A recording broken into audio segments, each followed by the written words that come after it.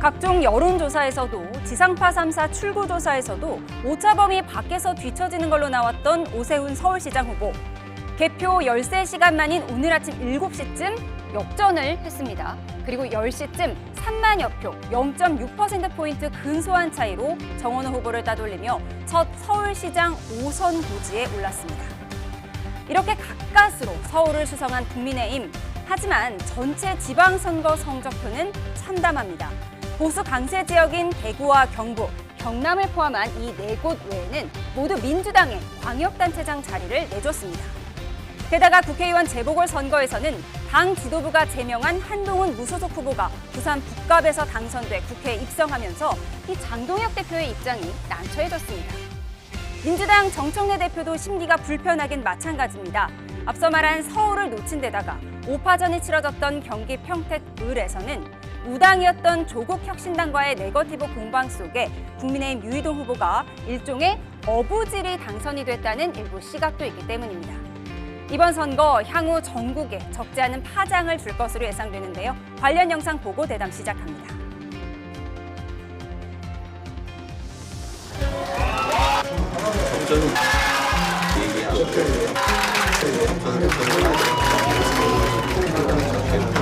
오세훈 후보가 조금 전에 역전을 했습니다. 조금 전 국민의힘 오세훈 후보의 당선이 확정됐고 과 함께 앞서갔던 오 후보는 불과 2시간 만에 한명숙 후보에게 1위를 내줬고 하지만 새벽 4시쯤 분위기가 바뀝니다.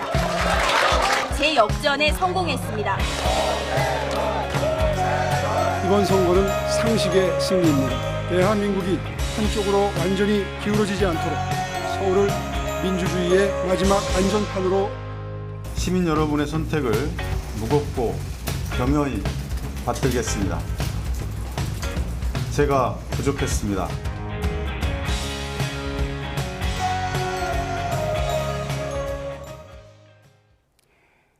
네, 민심 2016 한민수 민주당 의원, 강승규 국민의힘 의원 두 분과 함께합니다. 어서 오십시오. 안녕하십니까. 안녕하세요. 네. 오늘 아침에 개표 방송 보느라고 밤잠 못 주무신 분들 많을 텐데 서울에서 그야말로 대역전 드라마가 펼쳐졌습니다. 아침 10시에야 오세훈 시장 후보의 당선이 확정이 됐는데 이렇게 늦게 결정된 적은 처음인 것 같아요. 처음은 아닌 것 같습니다. 왜냐하면 물론 지금보다는 좀 빨랐지만 새벽에 좀 전에 우리 화면 나왔듯이 2010년이요? 예, 그때도 저도 기억이 납니다. 기자를 하고 있을 때인데요. 그 한명숙 당시 후보가 민주당 후보였죠. 다 앞서고 있었는데 오세훈 후보가 그 강남 지역에서 그 3구에서 표가 많이 나와가지고 마지막에 뒤집었던 기억이 납니다. 예. 제 기억에도 이번에 그 오세훈 후보와 우리 당의 정원호 후보는 그 여론조사 공표 기간 전에도 그랬고 이후에도 조사를 내용을 전해 들으면 좁혀진 거는 맞습니다. 두 분 간의 지지율 격차가 좁혀지긴 했는데 그래도 정원호 후보가 꾸준하게 조금이라도 앞서 있는 걸로 제가 얘기를 들었거든요. 그런 점에서 여론조사하고 실제 결과는 뭐 아주 초박빙의 차이입니다만은 좀 다른 거 아니었나 생각하고 있습니다. 예, 2010년에도 비슷한 일이 있어서요. 오세훈 후보가 워낙 서울시장 여러 차례 하다 보니까 이런 일도 2번 반복되는 것 같습니다. 그런데 오세훈 후보가 이번에 승리한 건 장동혁 지도부를 멀리했기 때문이다. 이런 목소리가 나와요. 뭐 그렇지는 않을 것이고요. 저는 이번 선거는 국민의 진정한 승리라고 봅니다. 국민들께서 여당도 야당도 어느 일방적으로 손을 들어주지 않고 아주 골고루 균형 있게 손을 들어줬습니다. 특히 서울시장에서 오세훈 후보의 손을 들어준 것은 민주당의 이재명 정부의 어떤 여러 가지 부동산 정책의 실패 그리고 또 여당의 독주에 대해서 적어도 그 국민들이 또 지금 이게 독주를 더 이상 가서는 안 된다라고 안전판을 버팀판을 한번 마련해 주신 것이라고 보고요. 그런 측면에서 오세훈 시장의 그 승리는 국민의 승리다. 저는 그렇게 평가하고 싶습니다. 예, 말씀하신 것처럼 그동안 여론조사나 출구조사가 다 정원호 후보가 이기는 걸로 나와서 민주당 입장에서는 좀 예상치 못한 결과일 수 있는데 정원호 후보가 이재명 대통령의 픽한 이른바 명픽 후보였잖아요. 그래서 정청래 대표가 이 부분에 대해서 상당히 아프다라고 얘기를 했어요. 그렇습니다. 지금 저희가 4년 전에 우리 민주당이 받은 성적표가 저희가 광역단체장을 기준으로 할 때요. 5석이었고 지금의 국민의힘이 12곳을 이겼습니다. 이번 선거는 저희들이 12곳을 이기고 예. 지금의 이제 국민의힘이 4곳을 이겼기 때문에 전체적인 성적표를 본다면 민주당의 승리가 맞습니다. 예. 그리고 우리 기초단체장 지금 언론의 주목도가 좀 떨어집니다만은 예를 들어서 강릉시장 같은 경우는요. 1995년도에 지방자치제가 도입된 이후 처음으로 진보 진영 후보가 됐습니다. 우리 민주당 강릉시장 후보가 나온 겁니다. 뭐 접경 지역 가령 예를 들어서 뭐 화천이랄지 양구군수도 우리 민주당이 이겼습니다. 그래서 전반적인 성적은 그렇습니다만은 말씀하신 것처럼 여론에서도 그렇고 항시 앞서 있었고 예. 그다음에 우리 정은호 후보는 누구나 인정하는 일제라는 행정가 아닙니까? 이제 말씀하신 명픽이라는 건 대통령께서 같은 기초단체장 출신으로서 정은호 후보 성동구청장으로서 일을 잘한다 평가를 했는데 마치 그게 대통령이 픽하신 것처럼 이렇게 비춰지게 된 거죠. 저는 뭐 우리 당도 그렇고 저 개인적으로도 우리 시민들께서 우리 서울 시민의 판단을 존중합니다마는 정은호 후보께 이제 오세훈 후보는 이제 시장으로 취임하면 5번째 서울시장이 됩니다. 예. 그리고 이제는 11년째 시작합니다. 뭐 그 또한 시민들의 평가입니다만은 뭐 판단입니다만은 이번에는 정은호 후보께 맡겨서 기회를 주셨으면은 정말로 성동구를 저렇게 바꿔놨듯이 우리 서울시가 우리 서울 시민들의 삶이 정말 나아졌을 텐데 무척 아쉽고 아프긴 합니다. 예, 무척 아쉽고 아프다라고 하셨어요. 원래 정원우 후보가 서울에서 이긴다라는 결과가 나왔을 때는 13대 3으로 민주당 압승이다라는 기사가 쏟아졌었는데 오세훈 후보로 이제 당선자가 바뀌다 보니까 12대 4로 민주당의 판정승이다 이런 보도가 나오거든요. 국민의힘에서는 12대 4 이 성적표 어떻게 보세요? 이번 선거가 이제 제9회 지방선거이거든요. 저희가 지금 상황이 선거 여건이 좋지 않았습니다.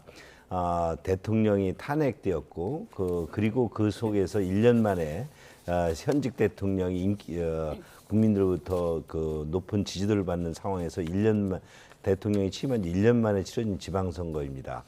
이번 9회 지방선거와 비슷한 환경이 지난 7대 지방선거 아니었습니까?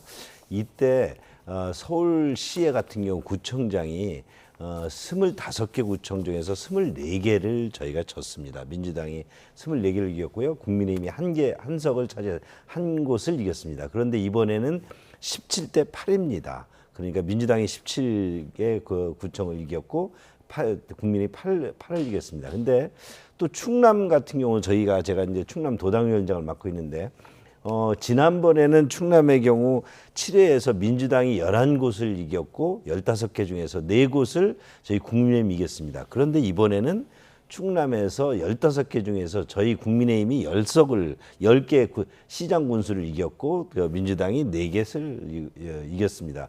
이렇게 보면 어느 일방의 승리다 또는 지금 오세훈 시장 민주당이 전체적으로 광역단체장에서 12곳을 이겼기 때문에 판정승이다.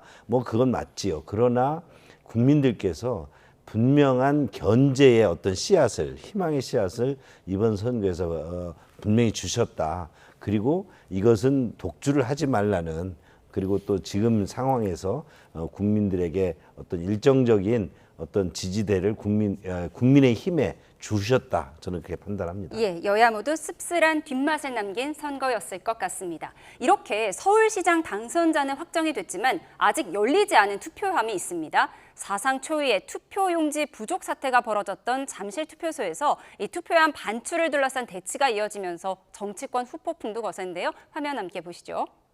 네, 선관위의 부실 선거 논란 이번이 처음이 아닙니다. 지난 2022년 20대 대선 사전투표 당시 코로나 확진자들의 용지를 운반해 논란이 됐던 이른바 소쿠리 투표 기억하실 텐데요. 어제는 투표지 부족으로 선거에 차질을 빚자 오후 6시 마감 이후에 각 지역 선관위는 부족한 용지를 긴급 수송했는데 투표지가 투명한 지퍼백에 담긴 채 전달되는 장면이 포착되면서 이른바 지퍼백 투표용지 논란으로 번졌습니다. 그런데 개표 초반 민주당 정원호 후보가 득표율이 앞서가던 당시에 여야는 이렇게 주장했습니다. 당연히 선거 무효 사유입니다. 이미 선거는 오염됐습니다. 밤 10시까지 투표를 했는데 출구조사 결과가 6시에 발표됐습니다. 그것이 분명히 영향을 미쳤을 것입니다. 현재 국민의힘에서 주장하고 있는 개표 중단과 재투표 여부는 또한 일고의 가치가 없다고 말씀드리겠습니다. 국민의힘이 이 문제를 들어서 개표 중단과 재투표까지 주장을 했는데 선거 결과가 더 좋아지니까 이 얘기는 아마 안 하실 거라고 봅니다. 네, 사상 초유의 투표용지 부족 사태. 정말 어이없는 일이 벌어진 건데 그럼 지금 이 투표함 안에 2,000표 정도가 들어있는데 이게 잠실 투표소에서 나가지 못하고 있다는 거예요? 그럼 이 2,000표는 지금 합산이 안 된 거죠? 그렇게 봐야 되지 않겠습니까? 지금도 뭐 봉쇄를 하고 투표 참관인들도 지금까지 못 나오고 있다고 합니다. 그래서 이 부분은 빨리 투표함을 옮기고 개표를 하는 게 맞지 않나 이런 생각이 들고요. 그보다는 뭐 소쿠리 투표 논란도 있었습니다만 저는 이 투표용지 사태는 어이가 없다는 정도를 넘어서서 대한민국에서 2026년도 6월 3일 선거에 과연 이런 일들이 있을 수 있었나 예. 뭐 도무지 상식적으로 이해가 잘 안 됩니다. 예. 그리고 언론 보도를 보니까 어제 낮부터 오후 뭐 4시경인가요? 이때부터 투표용지가 좀 부족할 수 있다. 뭐 이런 우려도 나왔다는 거예요. 그러면 바로 조치를 해야 되는 거 아닙니까? 6시 전에. 그 또한 되게 상식적이지 않고 선관 얘기를 들어보면은 뭐 규정에 따라서 50%인가요? 투표용지. 저는 그 말씀이 맞다면 선관위 설명이 맞다면 사전 투표가 있었기 때문에 그 물량만 제대로 공급이 됐다면 또 부족했을까? 사실 이런 생각은 제가 뭐 구체적인 데이터를 봐야 되겠습니다만은 듭니다. 그래서 어제 중앙선관위 사무총장이 뭐 사과도 하고 입장도 냈습니다만 저는 뭐 말로 그칠 문제는 아니라고 봅니다. 근데 지금 이제 국회 상황이 이미 후반기가 들어서기 전이기 때문에 지금 상임위들이 없습니다. 상임위가 구성이 되면 행안위가 구성이 돼야 되고 그 전이라도 국회 사무총장의 어떤 허락일까요? 허가에 따라서 뭐 행안위 같은 데서 간담회도 열 수 있다고 합니다. 그래서 저는 이 문제는 국회에서도 따져보고 무엇보다도 책임 소재를 분명히 가릴 필요가 있다고 봅니다. 예, 선관위에서는 뭐 생각보다 투표율이 높아서 종이가 부족했다 이런 변명을 하고 있더라고요. 그거 또한 우리 국민들 입장에서 보면은 뭐 도무지 납득할 수 없는 설명입니다. 언제나 선관위는 투표를 독려해 왔고 뭐 저 역시도 그렇습니다. 국민들께서 참정권을 한 분이라도 더 사용하는 게 맞지 않습니까? 그러면 거기에 대해서 전체적인 선거를 관리하는 중앙선관위는 철저한 대비를 해야죠. 그 제가 드리는 말씀은 명백한 부실 관리고 관리가 잘못됐기 때문에 이 용지 사태에 대해서는 책임을 지는 사람이 나와야 되고 책임 소재가 분명히 가려져야 됩니다. 대통령께서 말씀하셨듯이 국민 참정권이 해쳐지는 행위는 있어서는 안 됩니다. 그래서 저는 뭐 선관위 사무총장도 그렇고 분명히 책임 선상에 있는 분들은 거기에 대한 책임을 져야 된다. 그리고 거기에 이번에 규명을 제대로 해야 됩니다. 뭐 내부적으로 TF도 구성했다고 하는데 규명해서 다시는 이런 일이 없도록 재발 방지가 이루어진다고 보고 있습니다. 예, 선관위가 항상 투표하세요 이렇게 홍보를 하면서 투표 용지는 준비를 덜 해놨다. 이거 좀 믿을 수 없는 일인데 이게 시점도 좀 공교롭습니다. 지금 국민의힘에서는 송파 투표지가 부족했던 점에 있어서 왜 보수 강세 지역인 하필 송파 지역에서 이런 일이 일어나느냐 뭔가 의심하는 것 같아요. 선관위가 그동안 보여온 행태를 보건대 국민들이 더욱더 납득할 수 없다는 거죠. 가족들을 대거 그 특혜 채용했다든지 소쿠리 투표로 부실관리 투표를 해온 입장에서 저렇게 투표용지가 부족했는데 저것이 뭐 민주당이 지금 주장하는 것처럼 단순히 선관위의 실수가 아니라요. 보면은 법과 선거법과 지금 헌법을 위배한 상황이 벌어졌는데 이것을 투표와 개표를 강행했다는 것도 문제입니다. 저희가 누가 이겼고 안 이겼고 문제가 아니라 투표에 대한 선거에 대한 신뢰를 완전히 망가뜨렸다. 세 가지가 지금 의법으로 지정이 되는데 첫째는 투표가 용지가 부족해서 지연이 됐기 때문에 그 국민의 참정권이 지금 침해됐습니다. 일부는 돌아가게 되고 일부는 또 10시까지 기다린다든지 이렇게 됐고요.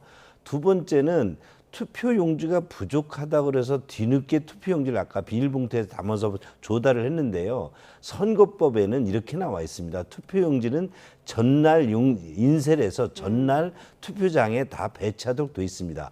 투표장에 투표하는 과정에 선거 투표용지를 공급한다는 자체가 선거법 위반입니다.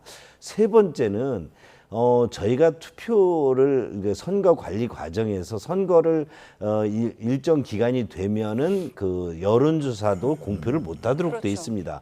그런데 그렇다는 것은 어떤 선거에 그 투표할 때 선거에 관련 정보가 새 나가면 안 되기 때문에 그렇습니다. 근데 10시까지 투표를 했다고 그러는데 이미 지금 6시부터 끝나서 7시, 8시에 개표가 진행됐습니다. 이에 대해서 저희가 분명히 개표 중지하고 그럼 이거에 대해서 투표를 한 이후에 진행하는 것이 관련 법에 맞다. 그런데도 이거에 대해서 정부 여당이나 선관위가 무시하고 진행한 것이죠. 저런 부분을 지적하는데 만약에 민주당이 국민의힘 정부에서 이런 사태가 벌어졌을 때 민주당은 저기에 다 들어누웠을 겁니다.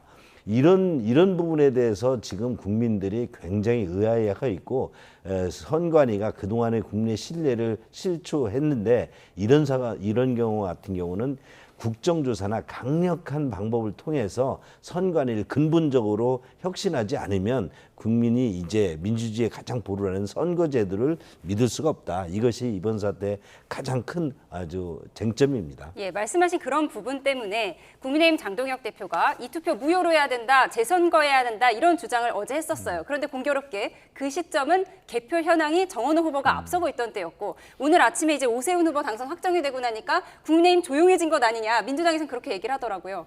민주당이 이렇게 얘기하는 게 아니고요. 실제로 국민의힘이 주장을 안고 있습니다. 그래서 제가 앞서서 얘기했듯이 좀 강도 높게 선관위의 책임론도 책임자도 분명히 문책이 돼야 된다. 저는 사퇴가 필요하다고 봅니다. 선관위 사무총장 같은 경우. 이렇게 주장을 하는데 여기서 한 발 더 나가서 국민의힘이 과도하게 정치 공세를 하면은 지금 우리 사회를 좀먹고 있는 부정선거 음모론자대로 맥을 갖추게 됩니다. 그렇지 않습니까? 그러다 보니까 지금 몰려가가지고 아직까지도 물리적을 행사하고 있는 거 아닙니까? 거기에 무슨 전환기 씨 이런 분들 잔뜩 갔다면서요. 언론 보도 보니까. 네. 그럼 어떻게 되겠습니까? 그건 대한민국 민주주의를 훼손하는 거고 법치주의의 근간을 흔드는 겁니다. 그렇기 때문에 선관위 잘 됐다고 할 수 있는 국민이 누가 있겠어요? 여기에 왜 더불어민주당과 국민의힘이 차이가 있겠습니까?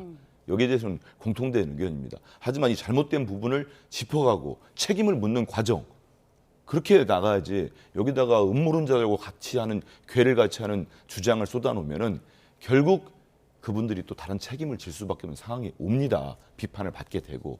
이거 말씀하신 것처럼 재선거를 할지 뭐 개표 중지를 요구하려면은 명확한 것들이 있어야 됩니다. 첫째는 아까 말씀드린 대로 여기서 선거법 위반 행위가 발생했는가? 그 다음에 당락에 영향을 미쳤는가? 만약에 지금 그렇다고 하면 지금 국민의힘이 가만히 있겠습니까? 이미 오세훈 시장 당선이 확정되니까 언제 그런 말 했냐는 것처럼 저러고 있잖아요. 그러다 보니까 속보이는 짓을 하는 거예요. 이번에 저희들은 확실하게 책임 규명하고 그렇게 하겠습니다. 무슨 뭐 어제 보니까 어느 의원도 국민의힘 의원이 나경원 의원이었나요? 잘 기억 안 납니다. 뭐 베를린 사례를 들면서 하는데 베를린은 당시 제대로 되지 않았던 투표소 규모가 200개 막 이랬습니다. 그리고 실제로 영향을 많이 미쳤고 나중에 개표까지 다 했습니다. 우리 선관위 지금 하듯이. 그 뒤에 소송을 거쳐가지고 다시 재선거가 이루어진 겁니다. 좀 제대로 내용을 좀 파악을 하고 주장을 하더라도 하는 게 좋지 않겠나 이런 생각을 합니다. 예, 2,000표가 들어있는 그 잠실 투표함 언제쯤 나올 수 있을지 좀 보도록 하겠습니다. 이번엔 지방선거의 핫플레이스죠. 부산 북갑으로 가보겠습니다. 무소속 한동훈 후보의 당선은 여야 정치권에 큰 파장을 몰고 올 것으로 보이는데요. 5개월 전 제명을 당했을 때 반드시 돌아올 거라고 했었죠. 들어보겠습니다. 한 전 대표를 당에서 몰아내면서 국민의힘에선 사실상 내전이 시작됐습니다. 알게 목을 비틀어도 사벽을 온다고 했던 김영삼 대통령님 말씀처럼 저는 반드시 돌아옵니다. 반드시 돌아옵니다. 말씀드렸고 그 약속을 지키고 있습니다. 제가 천년만년 구소속 대표 같은 이렇게 보이셨겠습니까? 보수를 재건할 수 있었으면 좋겠습니다. 그걸 먼저 생각합니다. 한동훈 당선자의 복당을 빨리 하게 되면 국민의힘이 변화를 하는구나 이런 메시지를 줄 수 있는데 처음부터 단합이 불가능한 사람들은 안 돌아오는 게 낫습니다. 당에.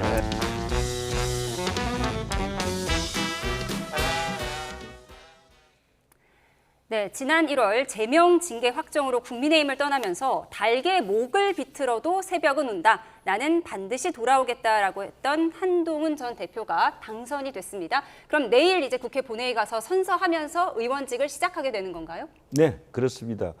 뭐 한동훈 전 대표가 이번 보궐선거에서 당선이 되었더라도 저희 당에 복당하는 것은 아니고요. 국회로 돌아오는 것입니다. 이제 초선 의원의 신분입니다. 국민의힘이 이번 장동혁 지도부가 이번 지방선거에서 일정 정도 패배 성적표를 들었습니다. 이에 대해서 이제 책임지는 모습을 어떤 형태로도 저는 표현하리라고 봅니다. 그러나 장동혁 대표의 지도부의 여러 가지 어떤 책임론과 한동훈 의원의 복당 문제가 바로 연결되는 것은 아니라고 봅니다.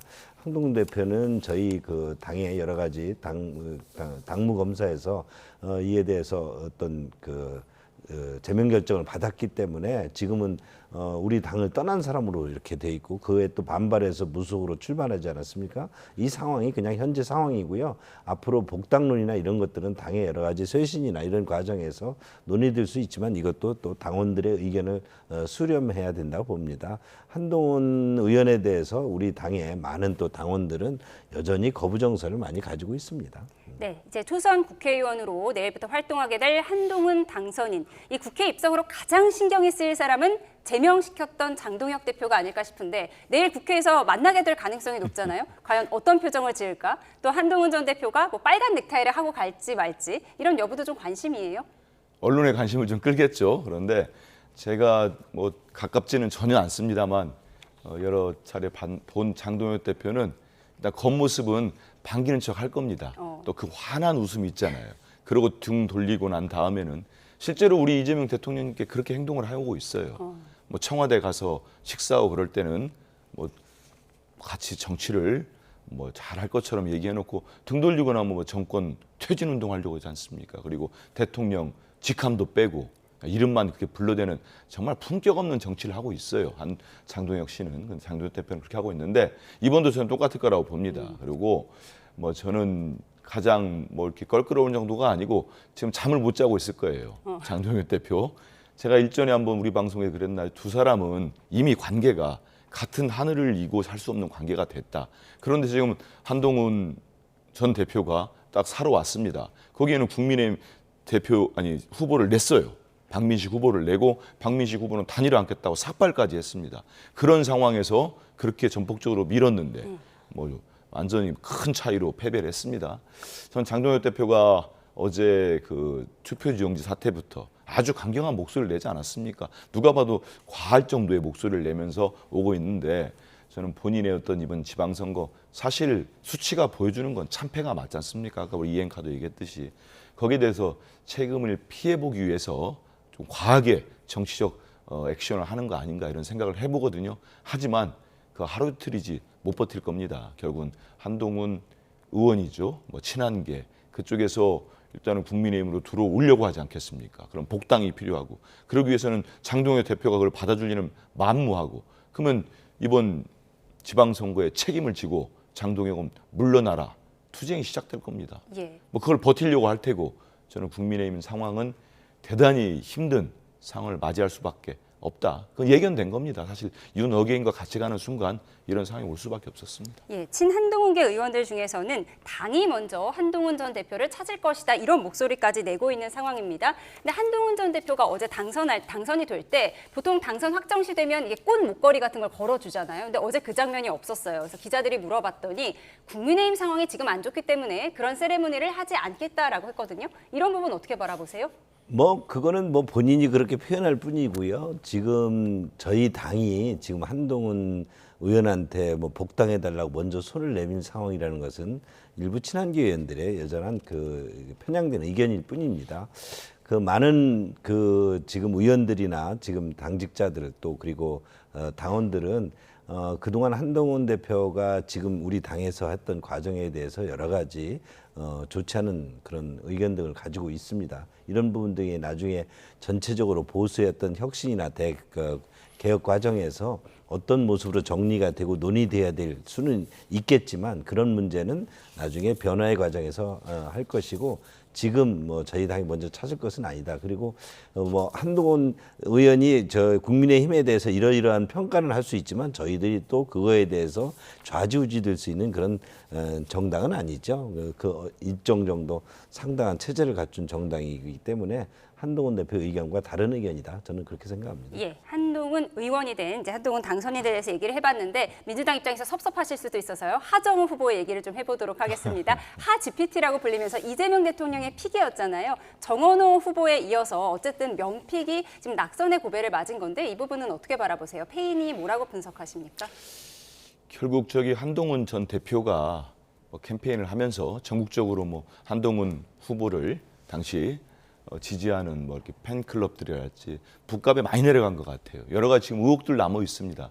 저는 뭐 당선은 됐습니다만 한동훈 의원 같은 경우는 그 유사 선거사무소 의혹 문제, 그다음에 유장 전입 의혹 이런 부분들은 지금 이 수사가 고발이 됐기 때문에 들어가지 않을까 싶습니다. 그런데 대단히 엄중한 사안입니다. 그렇기 때문에 이런 부분을 밝혀준다 이런 생각을 하고 있고요. 하정우 우리 후보는 좀 아깝죠. 정말 아깝습니다. 제가 국회 가방위원으로서 네이버 계실 때부터 만났는데 정말 우리 대한민국의 AI 3강에 들어가는데 중추적 역할을 이미 했고 부산 북갑에 이번에 당선이 됐으면 부산 북갑 발전을 위해서 큰 역할을 했을 거라고 봅니다. 그런데 결국 막판에 가면서 박민식 국민의힘 후보가 실제 여론조사상에 나온 수치보다도 더 떨어지는 결과를 받은 것 같습니다. 그 표들이 한동훈 후보로 가면서 좀 안타까운 결과가 나왔다고 보고 있습니다. 말씀하신 의혹들은 또 한동훈 당선인 층에서는 부인하고 있다는 점도 한번 정리를 해드리도록 그래서 제가 의혹이라고 하겠습니다. 했습니다. 알겠습니다. 또 다른 핫플로 가보겠습니다. 선거 내내 진흙탕 싸움이 벌어졌던 경기 평택을로 가보죠. 최종 승자는 국민의힘 유이동 후보였는데요. 유이동 당선인은 장동혁 대표가 선거에 책임을 지고 거취를 고민할 거란 얘기도 했는데 장동혁 대표 입장은 어땠을지 화면 함께 보시죠. 네, 선거 결과에 대해 막중한 책임을 외면하지 않겠다며 송구하다고 SNS에 적었는데요. 모든 상황이 어려웠던 선거였지만 희망의 불씨는 지켜냈다며 오만하고 무도한 이 대통령과 민주당에 맞서 한국을 지키라는 명령으로 받아들인다고 했는데요. 서울시장 수성 등을 강조하면서 거취에 대한 입장은 명백히 밝히지 않은 걸로 보입니다. 장동혁 대표 거취 고민해야 된다고 보십니까? 저는 뭐 당연히 하실 거라고 생각을 합니다. 아, 알아서 할 것이다. 만약에 안 하면요? 주변에 있는 동료 의원들하고 또 당원 동지 여러분들하고 긴밀하게 상의를 하도록 하겠습니다. 장동혁 지도부는 뭔가 교체나 변화가 필요합니까? 제 개인적인 입장에서 교체를 언급하는 것은 적절치 않다고 생각합니다. 다만 이번 선거 과정에서 국민들께서 국민의힘 정당에 대해서 어떤 요구를 하고 있는지 겸허하게 반성하고 평택을은 진짜 누가 1등을 하고 누가 3등을 해도 이상하지 않다라고 했는데 결국 유이동 후보가 당선인 자리를 차지하게 됐습니다. 그런데 서울시장을 차지했다고 하더라도 지금 국민의힘이 받아든 성적표는 12대4로 지는 패배 성적표잖아요. 장동혁 대표 오늘 입장 보면 거취 물러날 것 같지는 않더라고요.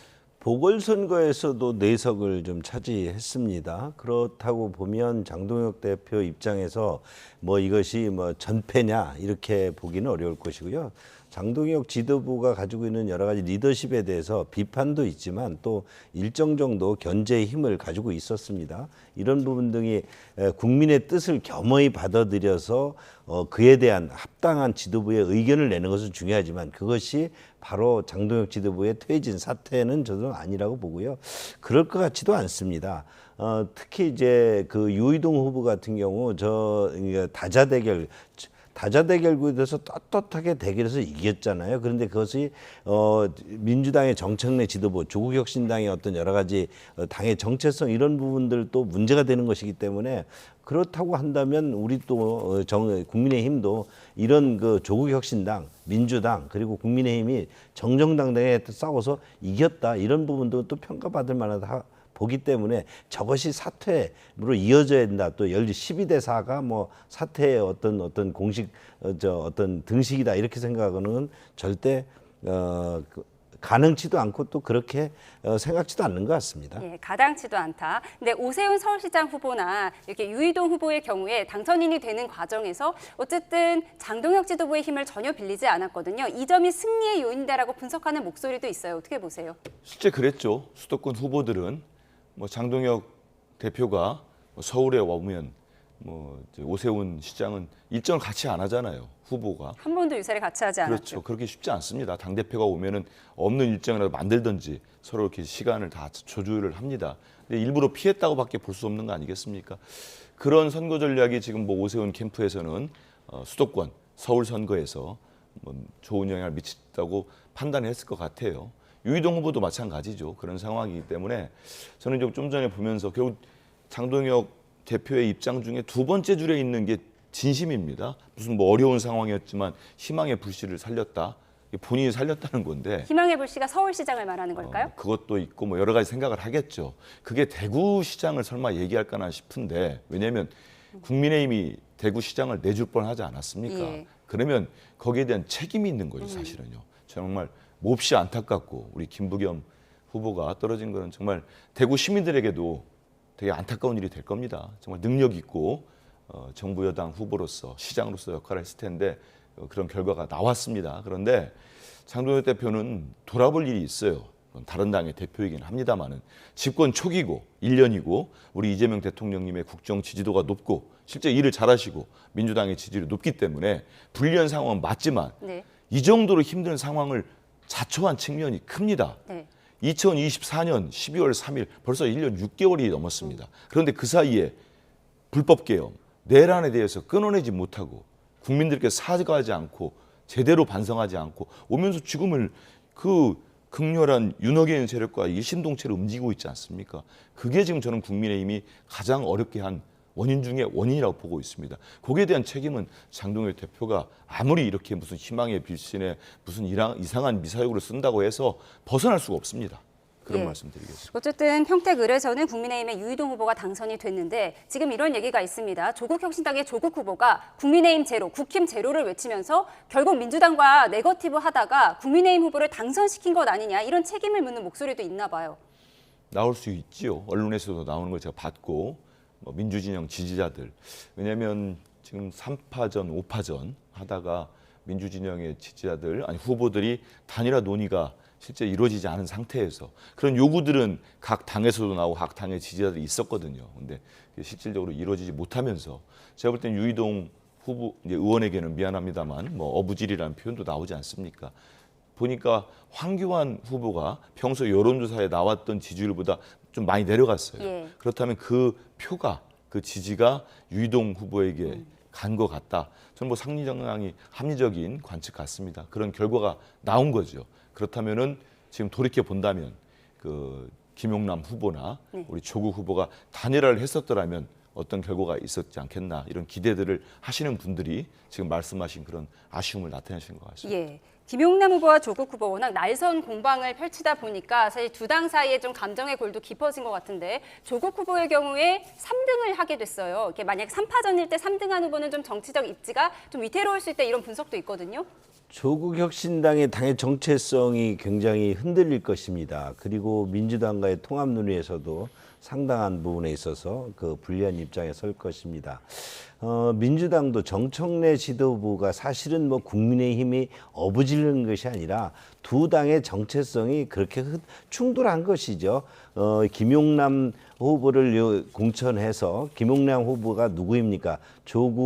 조국 씨를 가장 공격했던 당사자 아닙니까? 두 후보를 공천을 해서 대결을 시켜놓고 여기에 다시 또 통합을 논의했지요. 이런 그 지금의 그 민주당과 조국혁신당이 결국 국민을 선거 때 눈속임 하려고 하다가 그것이 정정당당에 패배한 겁니다. 국민들이 그걸 알아차린 거죠. 무슨 뭐 지금 우리 저 상대 패널께서는 그걸 가지고 그 황교안 대표의 지지자들이 뭐 나중에 뭉쳤다? 그렇지 않죠. 이것은 아주 떳떳한 정정당당한 다자 대결에서 국민의힘이 선택을 받은 것입니다. 예. 6.3 지방선거 결과를 두고 국민의힘뿐만 아니라 민주당 지도부를 향해서도 책임을 져야 한다는 목소리도 나왔는데요. 이번 인천 연수갑에 출마해서 당선된 송영길 전 대표 목소리 직접 들어보시죠.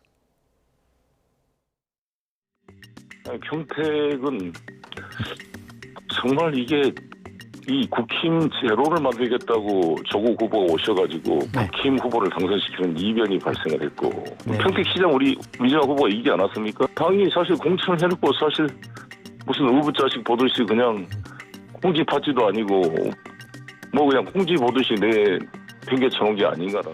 정청래 대표가 선거 메시지나 구도나 프레임이나 뭐 전략을 잘못 짰다 이렇게 평가받을 수도 있을 것 같아요. 우리 당원들께서 냉정하게 평가하실 거 아니겠습니까? 그리고 그 결과가 전당대회를 통해서 표출될 것이다 이렇게 생각합니다. 네, 송영길 당선인 선거 전에는 전북도지사에 출마한 무소속 김관영 후보를 두둔하면서 민주당 정청래 지도부를 좀 비판하기도 했어요. 왜 자꾸 이렇게 정청래 지도부를 흔드는 걸까요?